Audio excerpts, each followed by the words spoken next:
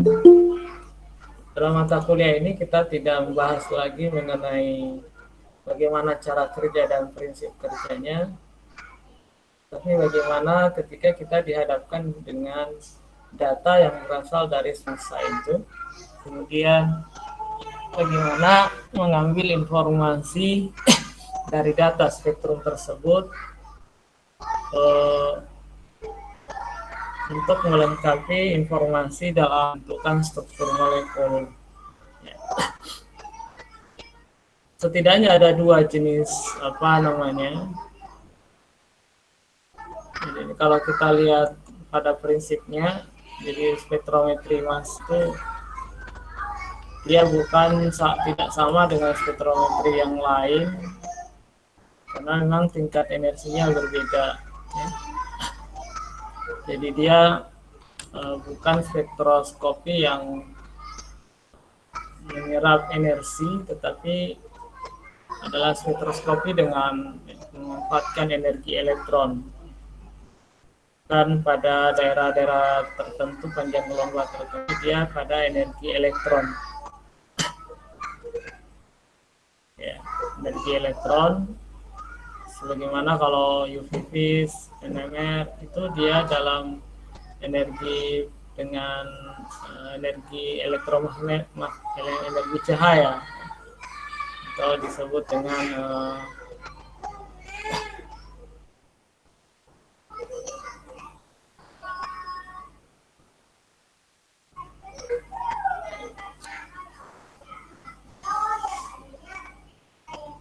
ya.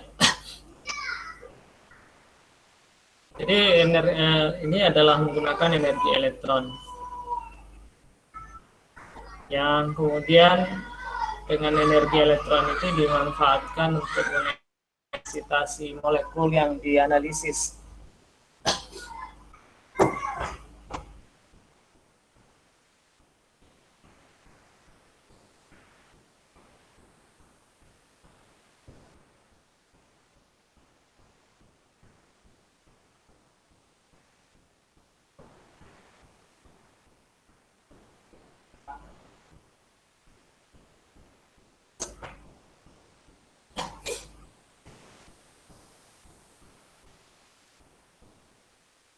Ya, penggunaan MS untuk penentuan struktur dapat disebut sebagai bentuk bantuan dalam meramalkan molekul, sebagaimana dengan pada prinsipnya kalau dituliskan di sini sebagai arkeologi kimia. Kalau di sini diibaratkan arkeologi kimia. Jadi siapa yang berkecimpung di dalam elusidasi struktur menggunakan data spektrum massa, dia seorang arkeologi. Bagaimana? Ya, karena dalam prinsipnya kita nanti akan mendapatkan spektrum, spektrum massa yang tidak lain spektrum itu merupakan pecahan-pecahan dari molekul atau fragmen-fragmen dalam molekul. Sama dengan arkeolog. Arkeolog itu kan ketika dia menemukan misalnya benda darah, ada pot atau yang lainnya, sejenis lainnya, tapi tidak utuh lagi, hanya ada pecahan-pecahan. Ya, dari pecahan-pecahan itu kemudian, walaupun dia tidak lengkap, ya sebagian, dari pecahan-pecahan itu kemudian dia dapat menginterpretasi bentuk pot yang sebenarnya. Nah, jadi seperti itu sebenarnya sejatinya dalam menetapkan struktur molekul. Struktur molekul berdasarkan data dari spektrum massa. Ya. Jadi saya ulangi seperti itu prinsipnya arkeologi kimia ya. Seperti arkeologi kimia karena kita dihadapkan pada spektrum massa. Cuma ada suatu hal yang menarik selama ini teman saya ketika mahasiswa itu mengukur karena kebanyakan sekarang itu adalah tandem alatnya adalah tandem itu artinya dia tandem dari gizi ya, gizi MS, LC-MS ya. Saya ketika kita menganalisis suatu sampel yang kita anggap murni dengan gizi, biasanya banyak muncul pengolter, malah banyak spektrum yang muncul. Nah, karena kalau di gizi itu, gizi MS atau gizinya saja, itu kan seharusnya dia hanya minimal satu puncak saja ketika itu murni sampelnya. Kalaupun muncul puncak yang lain, setidaknya ada puncak yang lebih tinggi, yang persentasenya besar.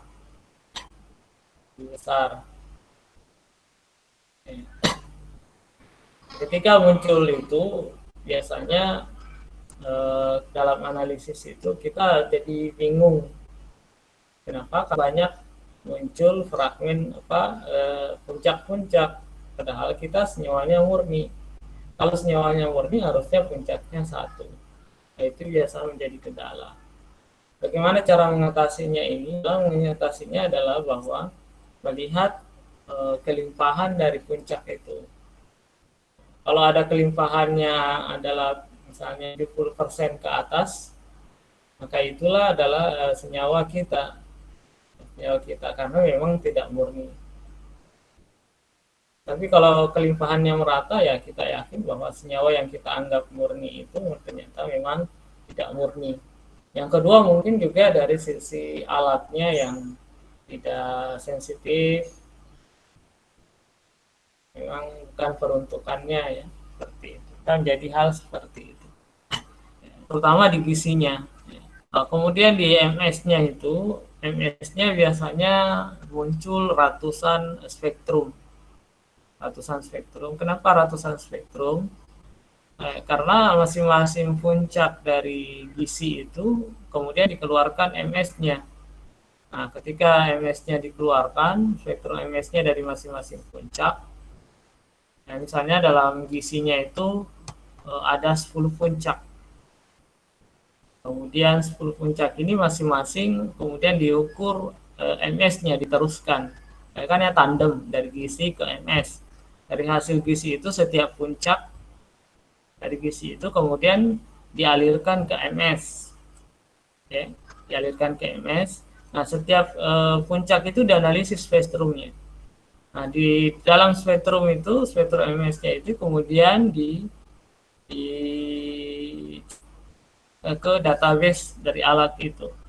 Nah, dalam mencari di dalam database alat itu, biasanya dia munculkan 5 sampai 10 spektrum. Oleh karena itu, satu spektrum, satu puncak melahirkan 10.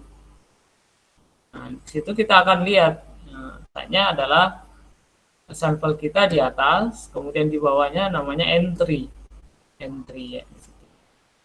Sampel kita di atas, kemudian di bawah itu ada database yang memberikan informasi bahwa puncak ini mirip dengan spektrum masanya seperti ini. Ya, kalau misalnya 5 sampai 10, kalau ada 10 puncak dari gizi, maka setidaknya ada 100 spektrum. Nah, biasanya anak kita bingung, ini sampel saya satu kok spektrumnya ada 100. Itu biasanya yang bingung di situ. Kenapa? Karena itu biasanya ada gizi MS ya, ada gizi MS. Nah, gizinya melahirkan puncak. Nah, bagaimana caranya ya, setidaknya ketika analisis ya seharusnya kita ada di situ. Kita lihat, oh ada puncak ini. Kita ambil yang puncak paling tinggi saja, itu saja yang diteruskan ke MS. Puncak yang lainnya jangan. Atau kalau kita tidak ada di situ, kepada analisnya, bahwa tolong yang diteruskan ke MS itu saja yang puncak yang paling dominan. Satu atau dua saja. Atau perlu satu saja. Supaya tampak bahwa senyawa kita murni, walaupun memang tidak murni. Karena memurnikan senyawa itu bukan pekerjaan yang mudah ya.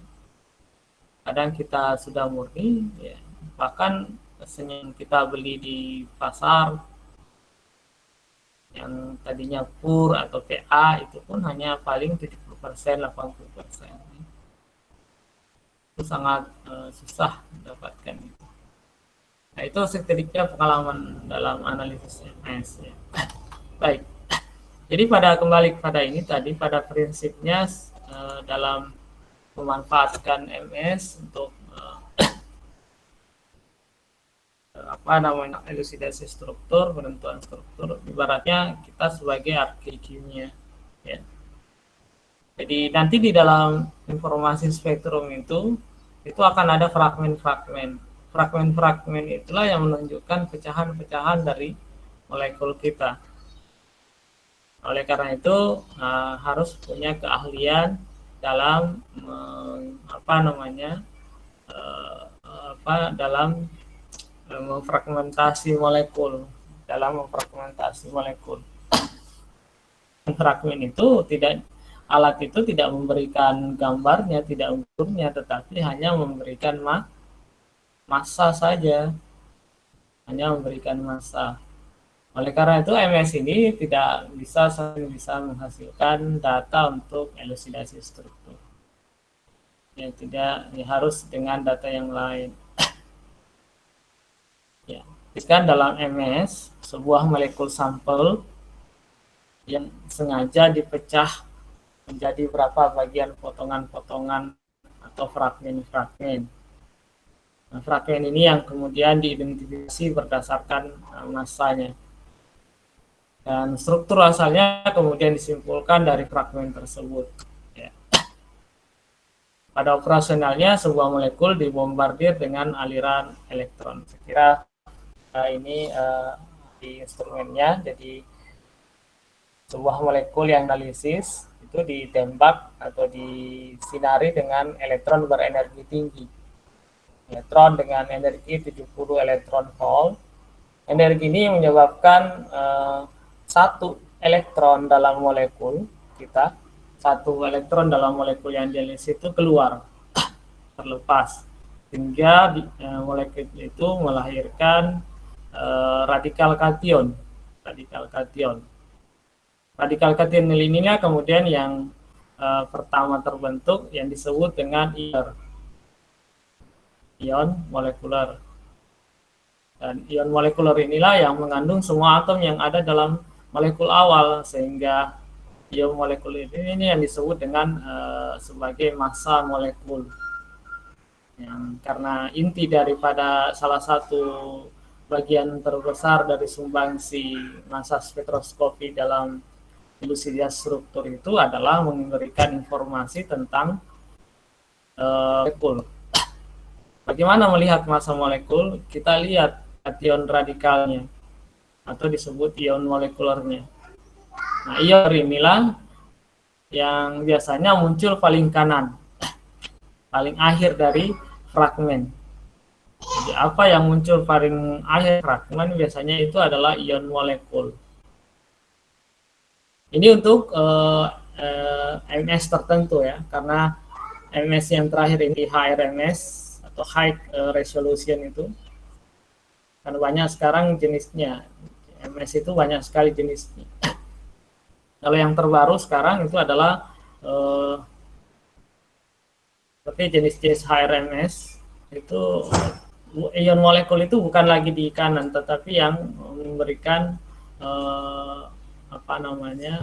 persentase kelimpahan molekul paling besar, itulah ion molekulnya. Itu memang perubahan sangat drastis untuk MS, dan MS itu alatnya sekarang banyak sekali jenisnya, terutama yang high resolution itu banyak sekali alatnya, dan fungsinya juga berbeda-beda. Ya, ada fungsi yang berbeda-beda. Ya. Jadi informasi mengenai massa molekul dari ion molekuler itu yang biasanya muncul di spektrum pada fragmen paling kanan. Ya. Jadi awal yang terbentuk ketika itu adalah ion radikal, kation radikal. Kation radikal ini ketika menerima elektron tadi energi tadi sebesar 70 elektron volt yang menyebabkan elektronnya lepas, sehingga molekul kita menjadi berenergi. Ya, berenergi tinggi. Ya, dengan energi yang tinggi kemudian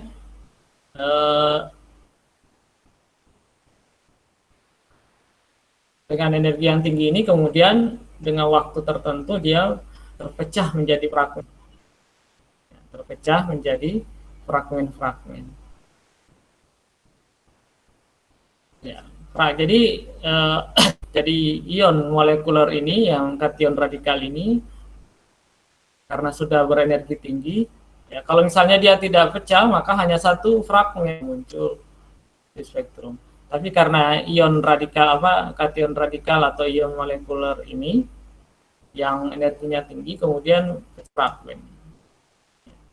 Kita lihat seperti ini.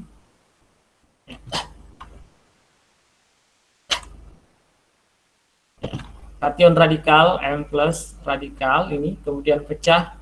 Ada 3 jenis metode pemecahannya. Yang pertama, dia pecah menjadi kation radikal dan molekul netral. Ya, dia bisa pecah menjadi satu molekul netral.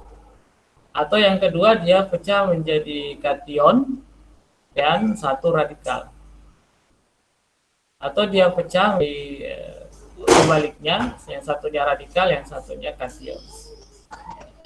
Oleh karena itu, kita dapat harus memahami bahwa kation molekul ini dapat berubah menjadi kation molekul yang lain, yang lebih kecil, yang kemudian dapat terfermentasi juga, dapat terfragmentasi juga. Jadi ini molekul besar ini dapat pecah menjadi 5, pecahan 5 ini dapat menjadi 2, kemudian bisa muncul 10 fragmen. Atau ion kation ini pecah menjadi 2, kemudian pecahan 2 itu berpecah lagi menjadi 5, juga menghasilkan 10 fragmen. Jadi tidak harus beruntun. Kadangkala ini pecah menjadi 10. Ya. Yang menjadi 10 seterusnya.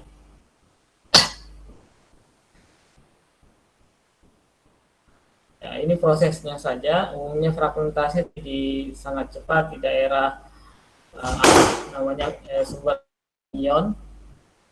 Kemudian setelah terjadi fragmentasi diakselerasi oleh medan listrik ya, yang difusifkan pada melalui celah yang bergerak dengan kecepatan tinggi melalui tabung melengkung yang diberi medan magnet dan medan listrik.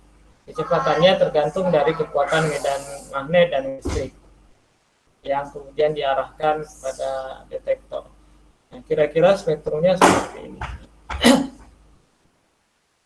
Ion molekuler spektrum ini seperti yang kanan ini spektrumnya. Inilah yang paling kanan ion molekuler yang mungkin ada yang bertanya di situ ion molekulernya kok ada tiga puncak, ada 3 puncak di situ. Ya, sebenarnya ini bukan yang menjadi ion molekuler yang tertinggi ya. Tinggi. Kenapa? Karena yang di bawah ini biasanya itu hanyalah isotop, karena massa isotop juga terbaca. Karena adanya massa isotop. Misalnya 4 yang pertama kan. CH4 itu kan massanya kalau C-nya 12, C-nya 12 berarti dia 16. Ya kan? 16. Jadi massanya di sini 16. Tapi kalau C13 berarti 13 kali 13 tambah 1 berarti 17. Ya, 17. Tapi kalau hanya H2 beda lagi itu. Yang di bawah ini sebenarnya massa isotop. Yang inilah yang kita pelajari kemarin. Keterkaitan antara massa isotop terhadap kelimpahan dari molekuler ion molekuler, ya, keterkaitan antara ion molekuler dengan kelimpahannya dengan masa isotopnya yang bisa dimanfaatkan untuk merumuskan rumus molekul, ya. Yang sudah kita pelajari minggu lalu, bagaimana isotop itu berpengaruh terhadap kelimpahannya, kemudian bagaimana dari data itu kita bisa memanfaatkan memanfaatkan data itu menentukan rumus molekul. Dari data itu, dari MS itu bisa kita jadikan sebagai data untuk meramalkan rumus molekul.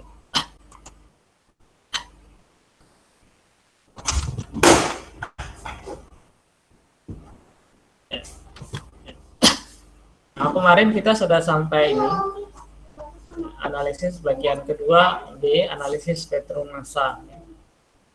Kemudian yang kemarin kita sudah berbicara tentang prinsip-prinsipnya. Kemudian juga kita sudah jelaskan tentang dasar-dasar dari elusidasi struktur.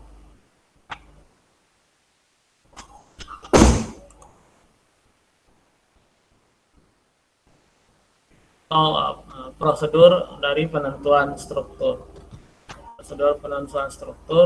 Jadi, kalau dari awal kita sudah baca, yang pertama adalah prinsip dasar, ya. Sudah baca bagaimana prinsip dasarnya, dan saya sudah ulangi tadi. Ini bagaimana spektrum itu, apa makna spektrum. Kalau yang di kanan ini sampai 100 itu kelimpahannya, artinya 100%, 80% kelimpahannya. Kemudian yang di bawah ini itu massa permuatannya, rasio massa permuatan. Yang paling muncul sebagai ion molekuler yang 100 ini, bulan untuk massa ini 100 sebagai ion molekuler, dan itu juga sebagai sebagai massa molekul dari sampel yang dianalisis. Molekul yang dianalisis. Yang ke kiri ini, ya 85, 57, 43, 41 itu massa fragmen. Dan massa fragmen yang terbaca itu hanya yang kation, yang bermuatan. Yang tidak bermuatan tidak muncul di spektrum. Kenapa? Karena itu tidak sampai pada detektor. Karena yang dipercepat dengan menggunakan medan magnet adalah massa permuatan dari ionnya, kationnya, teruskan ke detektor. Yang muncul ini adalah kation saja. Oleh karena itu prinsip-prinsip dari fragmentasi, bagaimana pemutusan analisis fragmentasi itu harus diketahui. Itu juga nanti akan kita bahas di pertemuan berikutnya. Ya. Bagaimana pola-pola fragmentasi dari beberapa molekul, ya. Bagaimana memfragmentasinya. Kenapa sebenarnya di sini MS itu tidak memberikan informasi rumus struktur molekul, tapi dari data yang lain setidaknya sudah kita bisa meramalkan struktur molekul kita, atau setidaknya berapa atom karbonnya, berapa atom hidrogennya. Setidaknya ada molekul dasar. Dari situ data itu, kemudian data MS-nya mendukung dari fragmentasinya. Kalau misalnya fragmen-fragmennya itu nanti akan mendukung struktur molekul kita.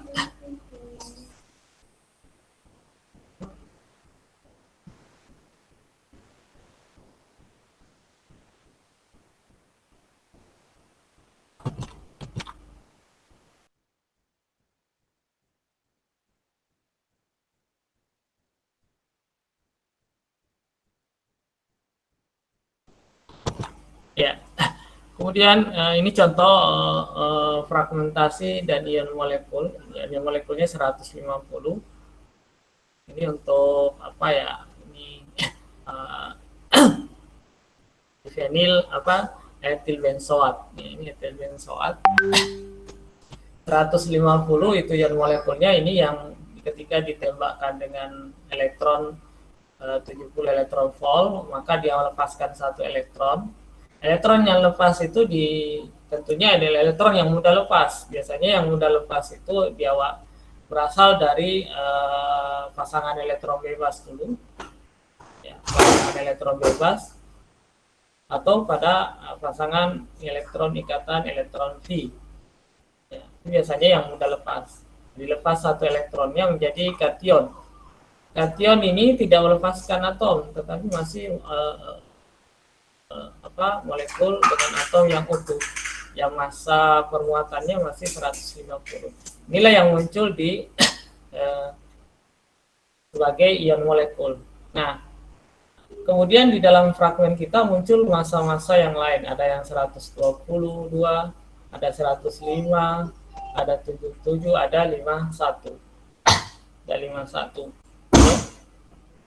Ada 51. Nah, ini adalah massa fragmennya. Ya, kira-kira bagaimana dari molekul ini pecah sampai dia menghasilkan massa kation ada 1, 2, 3, ada 4.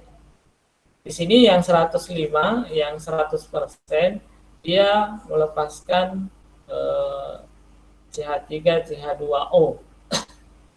Lepaskan sebagai radikal. Di fragmentasinya membentuk kation dan sebuah radikal. Kation dan sebuah radikal. 105. Ya, kemudian yang 77 ini menjadi base peak. Ya, base peak itu artinya puncak tertinggi atau fragmen molekul yang paling stabil. Fragmen molekul yang stabil. Kenapa dikatakan stabil? Karena paling stabil karena puncaknya paling tinggi, kelimpahannya paling besar. Kalau kelimpahannya paling besar, berarti kestabilannya paling tinggi. Kestabilannya paling tinggi dan jumlahnya lebih besar. Ya, dan ini selain itu juga kelimpahannya lebih besar, stabil, sehingga dia lebih lama fragmen ini terbentuk, lebih lama fragmen ini terbentuk. Kemudian muncul lagi 122. Nah, 122 itu kelimpahannya kecil, ternyata itu dari ion pecahan dari ion molekul juga. Bahan dari diramalkan dari pecahan ion molekul juga. Jadi proses fermentasi ini ramalan ya, yang logis, yang ilmiah. Tiga ini ramalan tapi logis dan ilmiah. Dia pecah di sini melepaskan C2H4. C2H4 ya. Lepaskan C2H4 yang menghasilkan kation radikal benzoat, asam benzoat. Yang massanya 122. Kemudian ada massa 77 itu biasanya yang benzena yang berasal dari 105 melepaskan CO molekul netral kation jadi 77. Ada 51, ini tidak dimunculkan di sini 51. Ya, kira-kira 51 itu berasal dari mana? Ya. Mungkin berasal dari C13, 16, bukan ya. Mungkin 51. Bisa kita hitung dari mana ya. Ada puncak 51, kira-kira dari mana pecah? Apakah pecahan ini menjadi CO2? CO2 berapa ya? C12, O16, 32 kurang ya. Mungkin pecahannya dari ester OET ya. O C2H5O. Mungkin itu C2H5O. Kalau 51 kan 150, berarti di sini kurang 45. 45 berarti kalau 45 ini kan C2 CH3O 45 ya kan. CH3, CH2O 45. Kalau 51 berarti tambah masanya tambah 6. Masanya tambah 6. Kira-kira 6 itu masa dari apa ya? 51 ini. Nah, mungkin dari bensena juga pecah, tapi ini biasanya bensena itu stabil sekali, tidak mengalami fragmentasi lagi. Ini tidak dimunculkan di situ ya. Jadi setidaknya seperti itu. Jadi fragmen ini kita dapat dari alam. Adapun pola fragmentasi ini itu kita ramalkan. Kita sendiri yang meramalkan. Bagaimana meramalkannya, dari mana ya? Setidaknya kita sudah punya informasi struktur molekul awal. Pecahan inilah kemudian nanti yang mendukung untuk menguatkan struktur yang kita usulkan. Struktur yang kita usulkan. Kemudian ini adalah kelimpahan isotop. Kelimpahan isotop itu ya diantaranya kita bisa meramalkan dari kelimpahan isotop adanya elemen yang mudah dikenal. Ya. Misalnya untuk karbon ya, ada M+1, ada M plusnya, ion molekulnya, kemudian ada M+1. Adanya. Dan ini biasanya tidak muncul. Ya misalnya ini, ya ini kan hanya ada karbon dan hidrogen dan ada oksigen. Yang ada isotopnya kan karbon 13. Nah, kalau kita lihat di sini kelimpahan karbon 13 hanya 1,1%. Jadi kalau misalnya ini ada satu, ini di 150 ada kecil sekali. Ya, itu kelimpahannya hanya 1% dari 100 yang tingginya ini. Jadi yang kecil ini adalah isotop C13-nya. Yang kelimpahannya seperti itu. Makanya muncul ini. Dari kelimpahan isotop ini juga misalnya muncul, misalnya kita lihat yang ini ada Cl. Cl itu di situ ada Cl3 yang kelimpahannya 75%. Dan ada Cl3 yang plus 2, tidak ada plus 1, plus 2 yang kelimpahan 25%, ada 75% dan 25%. Sehingga kalau ada senyawa itu ketika ion molekulnya ada muncul isotop yang kira-kira kelimpahannya 25% dari ion molekul tinggi, ion molekul bisa kita ramalkan itu mengandung Cl dan dia adalah M+2. Ya, misalnya kalau 78 dia muncul di 80. 78 muncul 80 dengan kelimpahan 24% dari ion molekulnya. Itu bisa kita ramalkan ada Cl. Begitu juga dengan Br. Kelimpahannya malah Br ini lebih spesifik, lebih mudah dikenali karena kelimpahannya hampir sama. Jadi M+2-nya hampir sama. Dari 79 menjadi 81 itu hampir sama. Misalnya 122, muncul 124 yang kelimpahannya sama. Itu ramalkan ada BR. Atau di puncak yang lain, misalnya 110, kemudian muncul 152. Ya, kelimpahannya hampir sama. Berarti kita bisa katakan molekul kita ada mengandung Br. Yaitu dari kelimpahan isotop, ya. Jadi selalu muncul itu yang bawah ini yang kecil itu biasanya adalah isotop. Kemudian selain dari mengenali unsur yang lain, dari kelimpahan isotop ini juga bisa meramalkan bobot molekul atau rumus molekul. Sudah kita jelaskan kemarin ini ya. Bagaimana memanfaatkan jumlah karbon dan jumlah hidrogen bisa diramalkan, yaitu menggunakan rumus M+1 per M itu sama dengan 1 kali 1%, yaitu kelimpahan dari karbon 13. Jadi memanfaatkan kelimpahan dari karbon 13 kita bisa menghitung berapa jumlah karbon dan juga bisa membantu meramalkan molekul. Seperti ini karbonnya 6. Ya, karbonnya 6. Misalnya ini contoh yang sudah kita ini.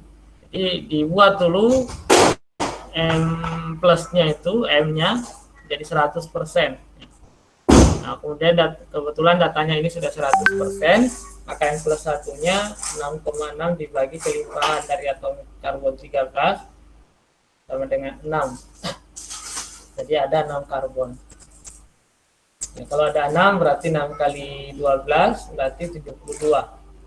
Berarti 72 dari masa M plusnya itu yang 78 berarti kurang 6. Berarti 6 itu adalah masa hidrogen. Jadi rumus molekulnya adalah H6. Itu juga ini ya, masa M plusnya adalah 100 dengan kelimpahan 12,2%. Maka harus dibuat 100 dulu ini yang 12,2%. Jadi kalau dia dibuat 12 ini menjadi 100, maka yang 1,0 ini menjadi 8,2. 8,2 inilah kemudian 8,2 dibagi kelimpahan atom C13 sama dengan 8,2 bagi 1,1 kira-kira 7 atau 8. 7 atau 8 kita lihat kalau karbonnya 7 berarti ada 16 hidrogen. Kalau karbonnya 8 berarti ada 4 hidrogen. Kalau ada 4, C-nya 8, 4 itu adalah struktur yang sangat tidak lazim. Tidak lazim, sehingga kita ambil yang karbonnya 7. Karbonnya 7. Sehingga rumus molekul yang untuk massa yang ada di sini adalah C7H16. Begitu juga ini ya, C7H16, C7H16 bukan C8H4 karena itu adalah suatu yang tidak lazim ada C8H4. Nah, kemudian yang ini juga yang mengandung unsur yang lain, unsur heteroatom yang mengandung oksigen atau mengandung Cl yang sudah kita jelaskan minggu lalu juga. Tinggal diulang-ulang, bisa ada kemampuan mahir ini. Jadi dari spektrum ini dua kita informasi. Yang pertama adalah adanya fragmen, bisa kita analisis. Kemudian yang kedua dari ion molekulnya, jika dia muncul M atau M plus 1 atau M plus 2, bagaimana kelimpahannya. Bisa kita identifikasi adanya unsur yang lain selain karbon dan hidrogen. Nah, kemudian yang ketiga, dari kelimpahan isotop ion molekul, kita menentukan rumus molekul. Itu analisis massa. Kemudian yang berikutnya analisis vektor massa ada dengan cara metode rule of 13 ya, rule of 13, aturan 13, aturan 13. Nah, ini juga berasal dari kelimpahan atom C13. Di aturan ini dipakai. Bagaimana aturan rule of 13 ini? Ialah dimanfaatkan untuk mengidentifikasi kemungkinan rumus molekul. Rumus molekul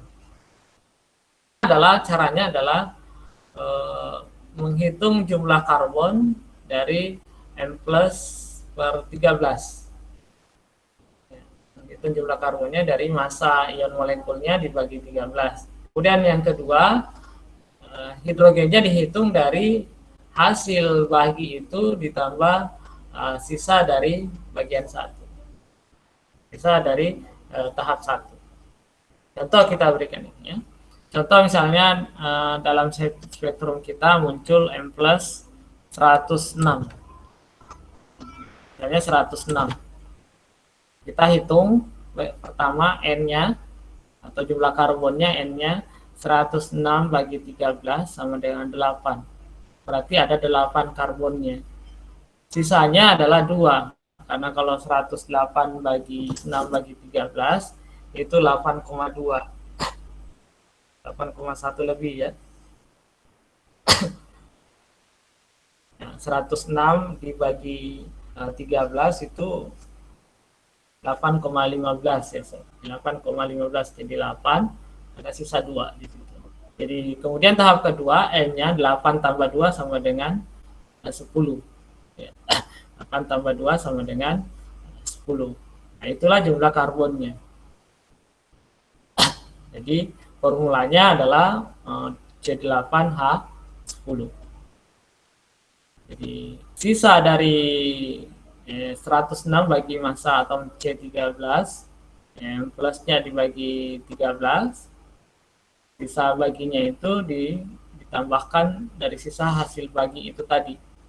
Jadi itulah jumlah hidrogennya. Kemungkinan terdapat heteroatom, maka setiap CH terdapat ekuivalen ya. Maksudnya setiap CH itu ada ekuivalennya. Jadi misalnya kalau ada oksigen, ada klor, ada brom, maka Cl dan brom dan OH itu ekuivalen dengan berapa CH. Dan saya berikan contoh, yang plusnya 108. Jadi ada kita punya spektrum, palingkan muncul M plus 108. Ya, dengan aturan atau aturan 13 atau rule of 13 ini, kita bisa meramalkan rumus molekul ini. Kita lihat caranya. N-nya tadi dibagi 13, berarti 108 bagi 13 ada 8. M-nya adalah 4 ditambah 8. Dari mana 4 itu? Ya, kalau kita bagi 108 dibagi 13 itu adalah 8,37. 8,307. 8,3 lebih. Berasal dari itu sisanya, sisa dari 8. Berarti 8 tambah 4, 12. Jadi kira-kira rumus molekul kita adalah awalnya adalah C8H12. Nah, kita kira-kira kalau dia terdapat O, oksigen, maka oksigen itu setara dengan 1 CH4. Kita lihat ekuivalen ini. Kalau dia O itu O16, itu setara dengan 1 CH4. Maka kita buang 1 CH4-nya kalau kita memperkirakan ada oksigennya 1. Maka rumus molekulnya menjadi C7H8O.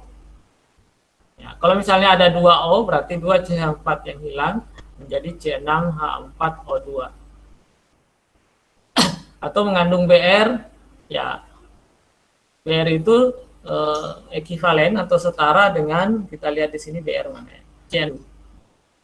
Br itu setara dengan C6H7. Berarti kita hilangkan C-nya 6 hilang dan protonnya 7 hilang. Berarti tinggal C8, tinggal C2. C2H5Br. Seperti itu. Nah, inilah kemungkinan rumus molekul untuk massa 108, yaitu C8H12, yaitu C7H8O, C6H4O2, C2H5Br. Karena MS itu memang tidak bisa, ya ini hanya membantu datanya. Nanti data-data yang lain mendukung. Misalnya di R-nya ada O, ya, ada O-nya. Di IR-nya ada BR. Kalau BR kan mudah dikenali tadi ya, tinggal kita lihat M plusnya itu ada enggak kelimpahan yang hampir sama di M plus 2. Bisa kita katakan ada BR. Kita bantu. Nah, yang 121 juga seperti itu. Hanya ada O, CH4, ada N itu setara dengan CH2. N itu sudah setara dengan CH2.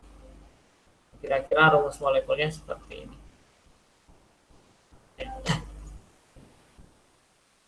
Kemudian yang berikutnya dari analisis spektrum massa itu adalah elemen yang mudah dikenali. Di antaranya yang ini adalah nitrogen. Adanya nitrogen biasanya dia muncul M plus ganjil. Plusnya ganjil. Bagaimana kalau M plusnya genap? Apakah tidak mengandung nitrogen? Kemungkinannya tidak mengandung nitrogen, atau kemungkinannya mengandung nitrogen tapi nitrogennya genap. Nitrogennya genap. Ya. Jadi kalau M plusnya ganjil, maka kita pastikan ada nitrogen. Berapa jumlah nitrogennya? Sejumlah nitrogennya juga ganjil, 1, 3, 5. Ya. Kalau M plusnya adalah genap, apakah tidak mengandung nitrogen? Ya, kemungkinannya mengandung nitrogen, dan kemungkinannya juga tidak mengandung nitrogen. Ya. Kalau dia mengandung nitrogen, berarti nitrogennya 2 atau genap. Ya, nanti di situ kita akan lihat dukungan dari IR, apakah ada nitrogen. Ya, itu bisa membantu. Di NMR-nya juga mungkin ada membantu di situ, NMR-nya. Ya. Karena NH itu muncul spesifik proton yang terikat pada N dengan proton yang terikat dengan C itu berbeda geseran kimianya. Ya. Itu yang pertama, elemen yang mudah dikenali, adanya nitrogen dengan adanya M plus ganjil. Kemudian brom, saya kira ini sudah kita tadi, kelimpahan dari M plus dengan M plus 2. Muncul M plus dengan M plus 2 dengan kelimpahan yang hampir sama. Kemudian ada klorin, klorin juga muncul M plus dengan M plus 2 dengan kelimpahan relatif yang satu, M plus 2-nya 25% daripada M plusnya. Sulfur juga demikian, kelimpahannya ada 4%. Kalau karbon 13 itu biasanya kecil sekali, hanya karena kelimpahannya hanya 1,1%. Kalau ini mungkin ada tinggi, kalau ada sulfur itu sekitar 4%. Ya, plus 2-nya lebih besar malah ya.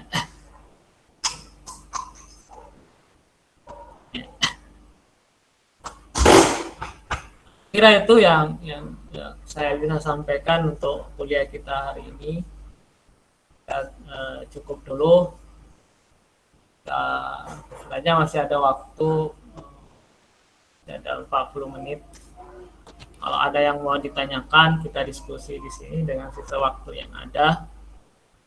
Bisa bertanya langsung, di on-kan mikrofonnya dengan mengangkat tangan terlebih dahulu, siapa yang mau bertanya. Kemudian kalau ada yang mau bertanya lewat chat, bisa, silakan bertanya.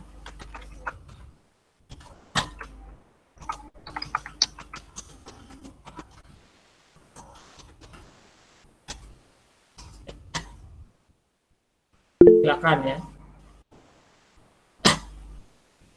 Kalau ada yang mau ditanyakan, silakan. Kita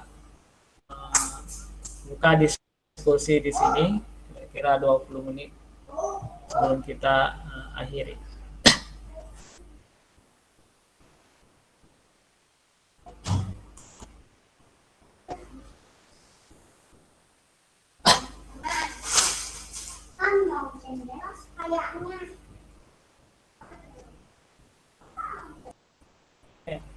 Tidak ada yang bertanya. Ada yang bertanya di sini. Saya belum mengerti bagian rule of 13. Yang bagian sisanya Pak, dari mana dapat 2 tadi? Ya.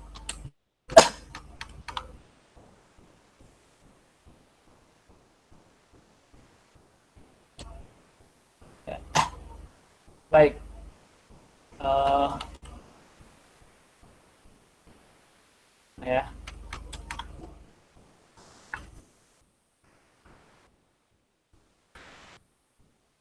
Ya.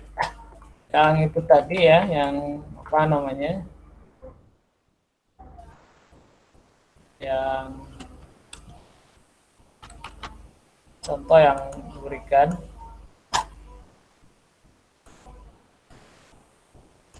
Yang 2 sisanya itu tadi ya, yang masa berapa ini.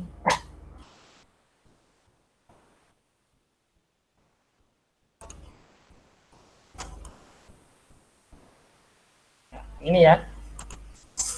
Saya yang bertanya dari mana sisanya yang yang dari didapat 2 itu tadi. Oke. Dari mana 2-nya itu? 2 itu berasal dari nah, kalau kita hitung 100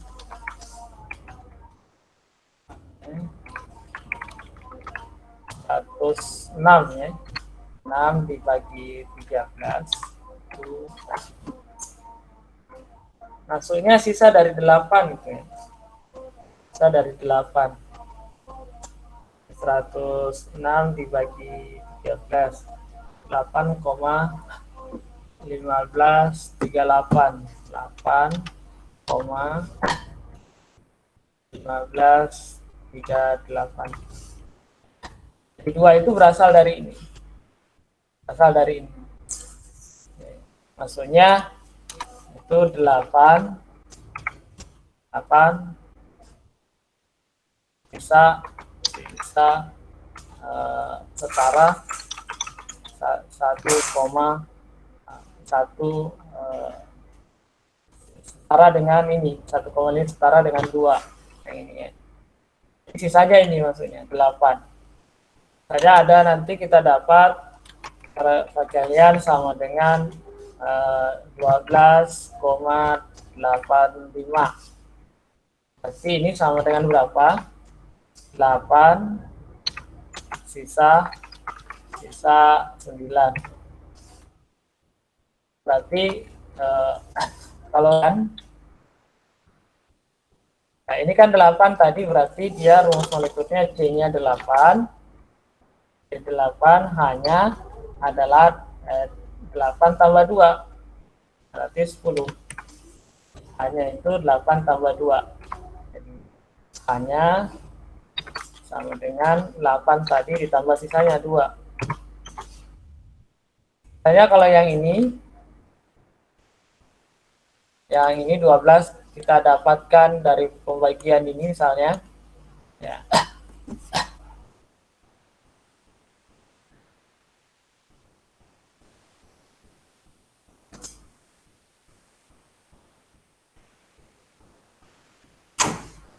Ya, ada misalnya 167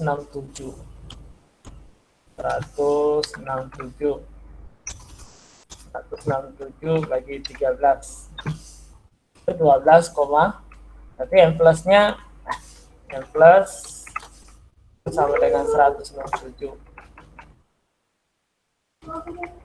plusnya atau kation molekul kationnya 167. Kalau dibagi 13 itu hasilnya 12,85 ya. Jadi ini sama dengan, berarti C-nya tadi sama dengan 12.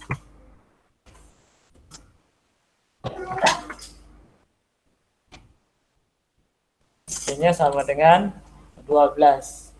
Ya. Hidrogennya itu tadi, hidrogennya itu setara dengan 12 ditambah dengan sisanya. Sisanya berapa? 9. Berarti sama dengan 11. Berarti rumus molekul ini kira-kira adalah C12 H11.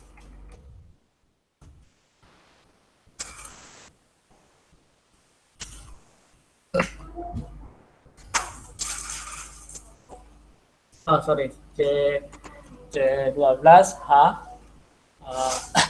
21. ya 21 ya.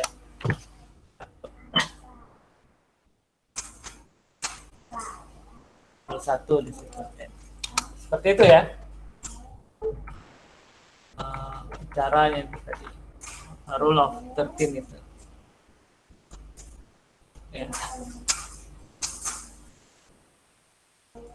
Ya, Nurdia ya. Bisa dipahami Nurdia? Mana Nurdia? Nurdia Hasma tadi? Iya, Pak. Iya, sudah paham, Pak. Terima kasih banyak, Pak. Ya, oke. Pak, bisa bertanya sedikit Pak soal yang ini? Oh ya, silakan. Silakan, ya, serius. Pak, di situ kan 12,85 itu di eh, sisanya jadi dibulatkan ke 9. Eh, Pertanyaanku Pak, kalau misalnya dibawa dari misal di situ 8,3 Pak, apakah dibulatkan ke 9 atau tetap ke 8 seperti seperti matematika pada umumnya Pak? Ya, ini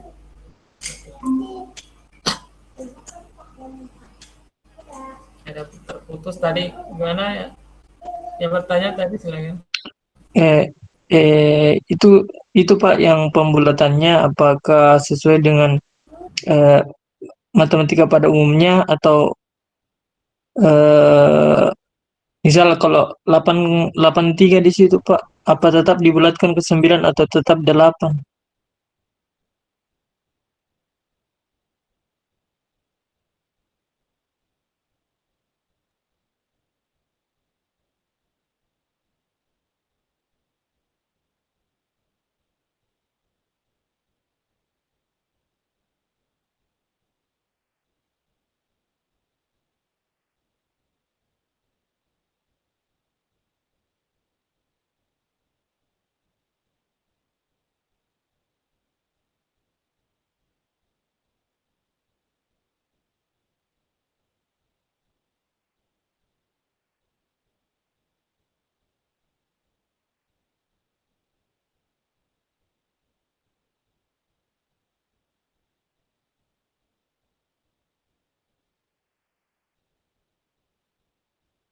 Limpahan isotop tadi itu ya.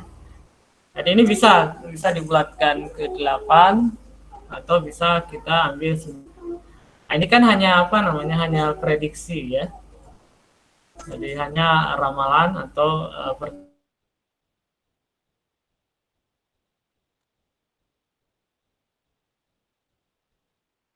perkiraan.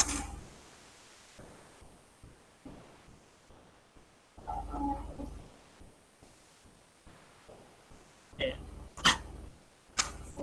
ya begitu ya, Yasril. Bisa 8, bisa 9. Nah, karena itu hanya ramalan. Jadi kalau misalnya itu tadi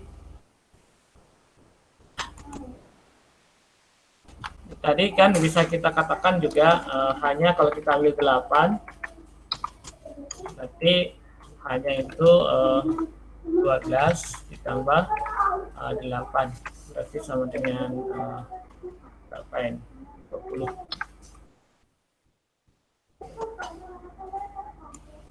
Berarti bisa juga kita kira-kira rumus molekulnya itu C12H20. Jadi kemungkinan saja kan. Nah, ini ramalan prediksi rumus molekul berdasarkan yang plus 167 ini dengan menggunakan rule of 13 ini. Akan rule of 13. Saya ya Seril ya.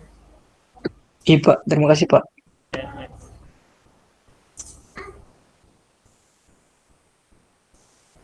Yang lain ada.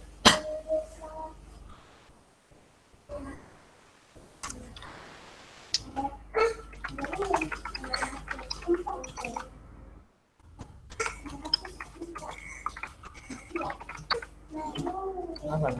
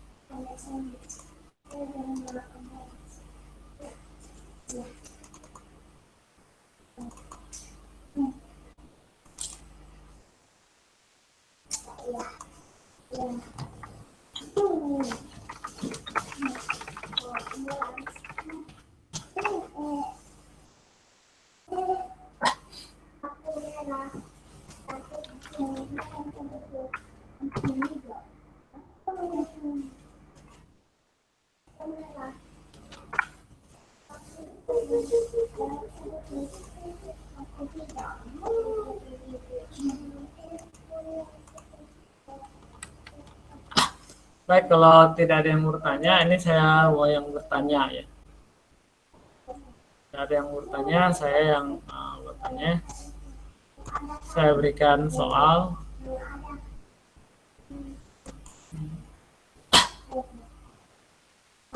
Soal latihan ya.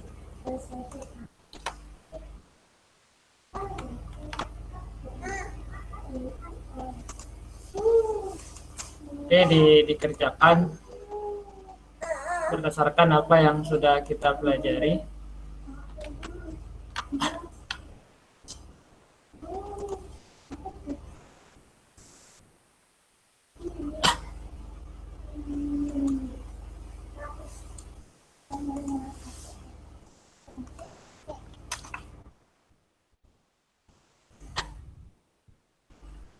Bisa dilihat di situ,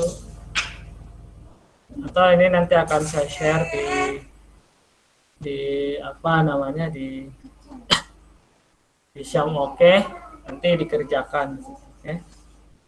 Dikumpulkan paling lambat sebentar jam sebelum buka puasa. Setuju ya? Ini soalnya akan saya berikan di Syam Oke, dikerja. Kerjakan sebentar paling lambat sebelum buka puasa. Gimana, setuju?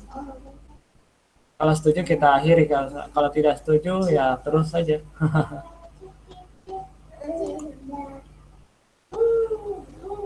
Ya.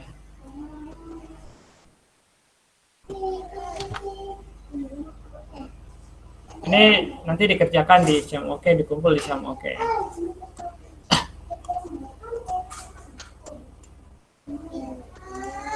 Baik, sekira cukup dulu kita pertemuan ini. Ada waktu 10 menit atau 15 menit.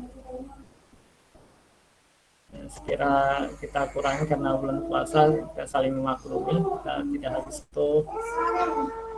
Sekira cukup sekian untuk kuliah kita. Ke depan kita lanjut di pertemuan selanjutnya.